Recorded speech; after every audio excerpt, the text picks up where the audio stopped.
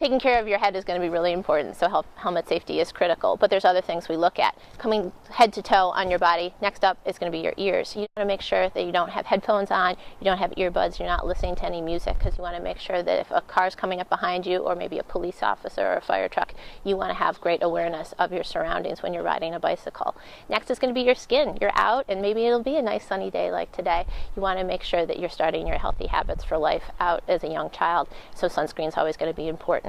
Clothing. What are you wearing? Is your clothing fitting you appropriately, or is it just really baggy and loose? If it's baggy and loose, it increases your chance of getting stuck in the wheels or the spokes or in the pedals, and that of course can cause you to lose your balance and fall. Plus, if you're riding in the evening or the kind of dusk or twilight hours, having something with a reflective decal on it is really critical, because you want to make sure that you're visible to the drivers. You might be able to see them, but you want to make sure that they can see you. And then of course the other thing is what's on your feet. You might be thinking, hey, I'm pushing the pedals, why does it matter? But flip-flops, they do that. They flip and they flop and they can fall off. And that means that you increase the risk of falling because you lose your balance, or you can injure your foot and ankle by hitting it on the pedals. Then shoelaces.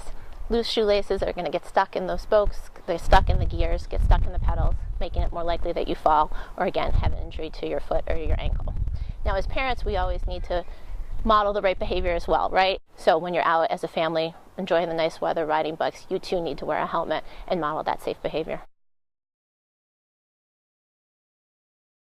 When it comes to fitting your child for a bicycle, we always like to think they'll grow into it, it'll be fine. Unfortunately, when it comes to bike safety, you really don't want your child growing into the bicycle. It makes too much of an unsafe situation. So to figure out if you've got the right size, have your child sit on the bicycle. Their legs should be able to comfortably ride over the bicycle so they can seat themselves, but then you want to make sure that their feet are touching the ground. They don't have to fully be able to plant their foot, but at least the ball of their foot should be able to touch the ground on both sides.